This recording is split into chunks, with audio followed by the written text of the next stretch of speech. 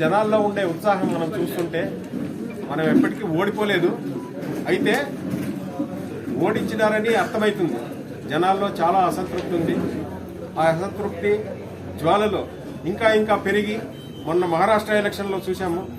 ఆ విధంగా అంతా దేశమంతా తిరిగి మన ఆంధ్రప్రదేశ్ రాష్ట్రంలో ఒక పెద్ద అగ్నిగుండమై మలుగుతుందని నా అంచనా. ఇది మధ్యలోనే ఎప్పుడు బ్లాస్ట్ అవుతుందో అవుతుంది. మనం అందరూ 40% ఓట్లు ఏ రాష్ట్రంలోనూ రాలేదు. 40% ఓట్లు వచ్చినా కూడా 11 సీట్లతో మనము గెలిచి రాకూడదు. 11 సీట్లు మినిమం ఒక 50 సీట్స్ అన్న రావాల్సింది 40%కి. అయితే మనమంతా జగన్మోహన్ రెడ్డి గారిని చీఫ్ మినిస్టర్ చేసుకోవాలని చాలా తాపత్రయపడినాము. మనమంతా కృషి చేసినాం. శాయశక్తుల ప్రతి కార్యకర్త, ప్రతి నాయకుడు అందరూ కృషి చేసినారు. అయితే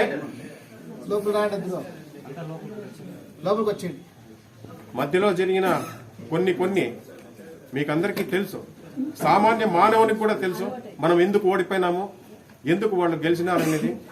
అయితే ఇప్పుడు వాళ్ళు గెలిచినా కూడా ఆరు హామీలు ఇచ్చినారు. 6 హామీల్లో ఒక హామీ కూడా వాళ్ళు పూర్తి చేయలేకపోయినారు, ఇంకా చేయలేరు కూడా.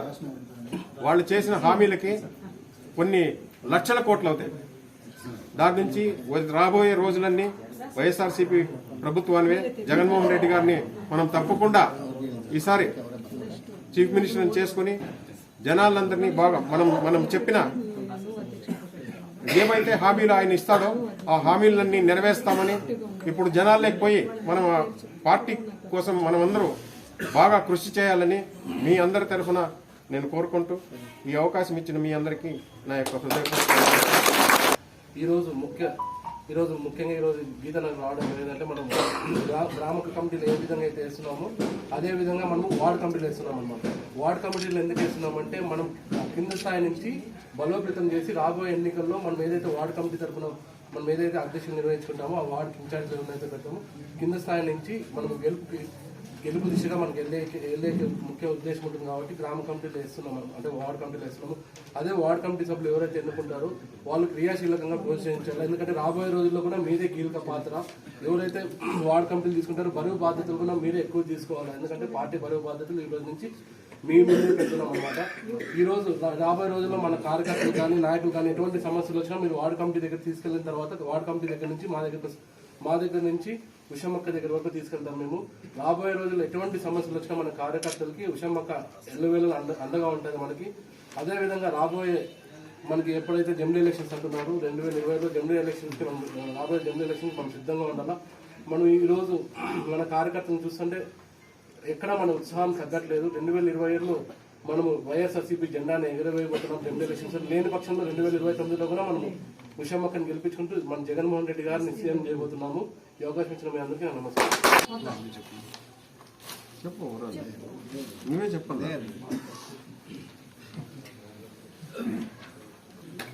అందరూ బాగున్నారన్న? వేదిక పైన ఉన్న మండల్ కన్వీనర్ గజేంద్ర గారికి, టౌన్ కన్వీనర్ మన శ్రీనివాస్ రెడ్డి అన్న గారికి, అదేవిధంగా మనకు సోమాదేపల్లెలో పెద్ద అన్నయ్యగా నడుపుతున్న మన రమాకాంత్ అన్న, అదేవిధంగా మన వైస్ ఎంపీపీ గారికి, మన మండల కోఆప్షన్ మెంబర్ గారికి, టౌన్ వైస్ ప్రెసిడెంట్ గారికి, టౌన్ వైస్ ప్రెసిడెంట్ గారికి, అదేవిధంగా మండలి సర్పంచ్ గారికి అండ్ బ్రాహ్మణపల్లి సర్పంచ్ గారికి, ఎంపీటీసీ మాగేచెరు, అదేవిధంగా మిగతా అందరికీ కూడా పేరు పేరున నా అన్న తమ్ములందరికీ కూడా, మీకు అక్కగా చెల్లెలుగా అందరికీ కూడా పేరు పేరున ఈరోజు నిజంగా సోమాదేపల్లెలో ఒక్క వార్డు కమిటీ వేయడానికి ఇంతమంది కథలు వచ్చినారంటే ఖచ్చితంగా పార్టీ ఎంత గ్రాస్ రూట్ లెవెల్లో చాలా బలప్రదంగా ఉంది అనే దానికి సంకేతం ఇదే. మనము ఈరోజు చూస్తున్నాం, మహారాష్ట్ర ఎన్నిక అయితే జరిగింది, చూసారా అన్న?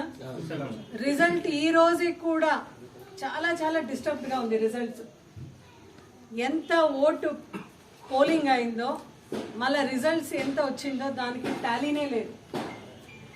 మొన్న హర్యానా ఎలక్షన్ జరగడం కూడా అదే మాట్లాడినారు.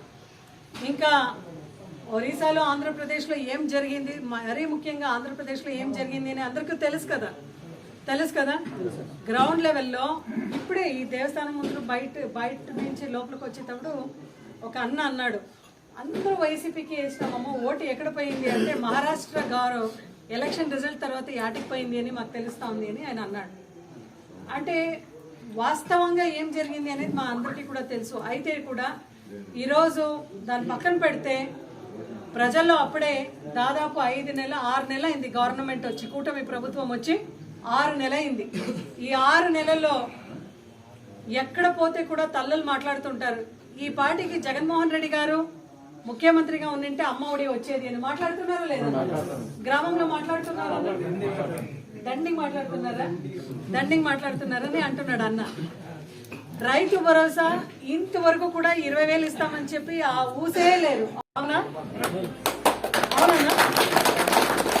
ఎలక్షన్ దగ్గరలో ఉంది అని అప్పుడో ఇప్పుడో వచ్చి మేము నాయకుడు అంటే ఎవరు కూడా ప్రజలు నమ్మే పరిస్థితిలో లేదు. అందరూ కూడా కలిసికట్టుగా ఖచ్చితంగా మనం అందరూ కూడా కష్టపడదాం. ఈరోజు గీతానగర్లో వార్డ్ కమిటీ వేయడానికి మనం అందరూ కూడా ఈరోజు ఇక్కడ కలిసినాము. So ward committee town convener గారు రమాకాంత్ అన్న వాళ్ళు చదువుతారు వార్డ్ కమిటీలో. ఈ వార్డ్ కమిటీలో ప్రతి వార్డులో కూడా అధ్యక్షుడు ఉంటాడు, ఉపాధ్యక్షుడు, బీసీ సెల్ అధ్యక్షుడు, ఎస్సీ సెల్ అధ్యక్షుడు, ఎస్టీ సెల్ అధ్యక్షుడు, మైనారిటీ అధ్యక్షుడు, స్టూడెంట్ అధ్యక్షుడు, చేనేత అధ్యక్షుడు, యూత్ అధ్యక్షుడు, ఐటీ విండ్ అధ్యక్షుడు, అదేవిధంగా మహిళా అధ్యక్షురాలు. ఇవన్నీ మొత్తం ఇది ఉంటుంది. మీరు అనొచ్చు, నేను ఎందుకు జగన్మోహన్ రెడ్డి గారు ఈ ఒక్క కమిటీని వార్డుగా చేస్తున్నారంటే మనకు గుర్తింపు ఇవ్వాలి అనేది ఆయన మనసులో ఉంది. ఎవరైతే కమిటీలో కష్టపడి పనిచేస్తారో వాళ్ళందరికీ కూడా డెఫినెట్గా ఈరోజు పెనుగొండ ఇన్ఛార్జ్గా ఉన్నాను, సమన్వయకర్తగా ఉన్నాను. మీ అందరూ ఆశీస్సులతో ఖచ్చితంగా పెనుగొండలో మళ్ళీ గెలిచి ఎమ్మెల్యే అయ్యి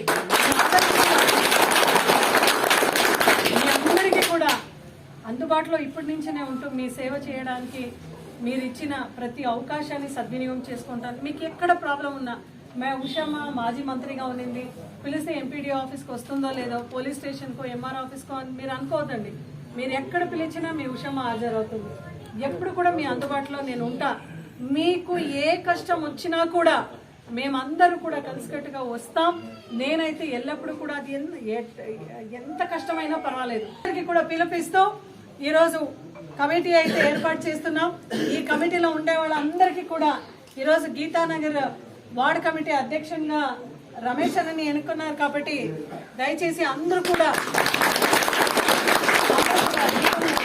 ఎక్కడ కూడా మేము కానీ కన్వీనర్ కానీ జెడ్పీ కానీ ఎక్కడ కూడా ఎవరు ప్రమేయం లేకుండా ఎక్కడెక్కడ కమిటీ ప్రజలందరూ కూర్చుంటున్నారు. మీరు ఎవరిని ఎన్నిక చేసుకుంటారో వాళ్ళే పెట్టున్నాం.